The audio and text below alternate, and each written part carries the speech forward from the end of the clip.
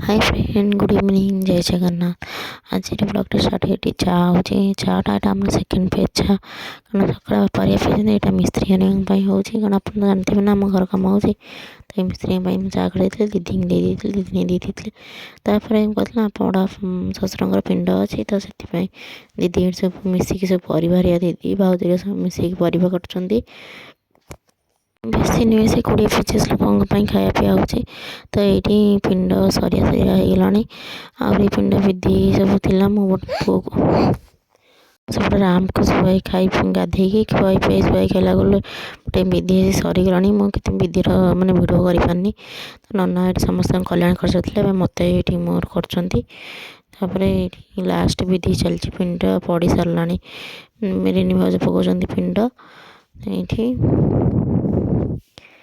ये समस्ते कल्याण कर जो चाउल करते नना पकाते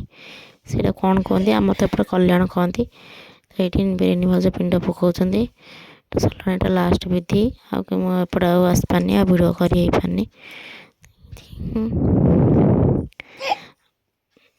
शाशु घर भाउज मैंने जा मान को भाउज डाकती तो से मुझे समस्त भाउज डाके बट दीदी की तो मुझे आगु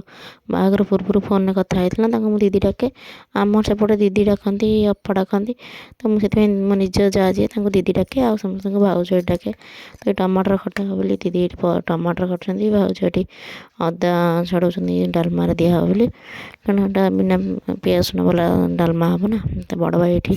डालमा कर टेस्टी वाला रोसई करती अल्प छोट छोट भोजी हुए भाई कर दिखती तो दीदी ये अदा आसी ग्राइंडिंग करके गले देखते अदा तो छेची हम ना तो ग्राइंडिंग करके नहीं गले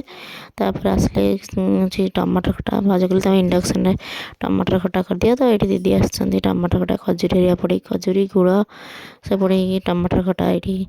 दीदी बनइबे ये जोगाड़ दे टमाटर खटा गोटे चुली ना वर्षा हो तो भात डालमा खीरी हरिका सब है लेट हो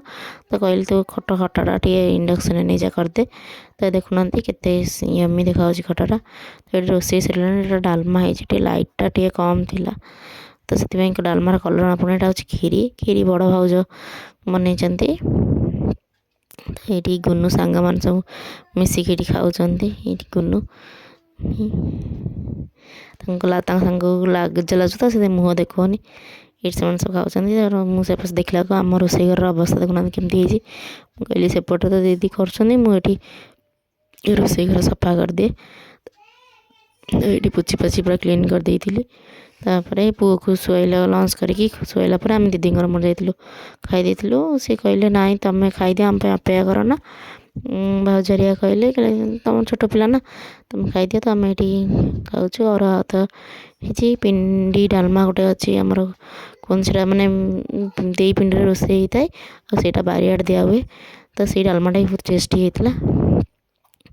ये आम खाऊँ दीदी मोर मिसिकी और भात डालमा बहुत टेस्टी लगुला से दिन खीरीटा भी भल होता भोजी पर तो खीरी जहाँ टे खाइब ना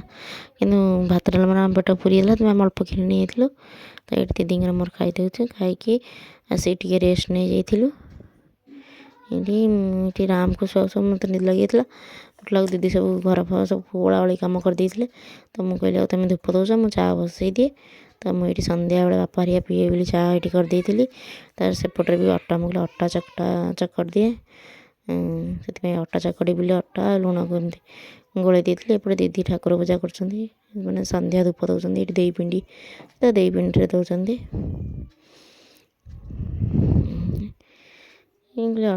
दिन डालमा हरिका बड़ी तो मुझे खाली रुटी हम तो एपटे चा बसला एपटे अटा चकड़ी बोली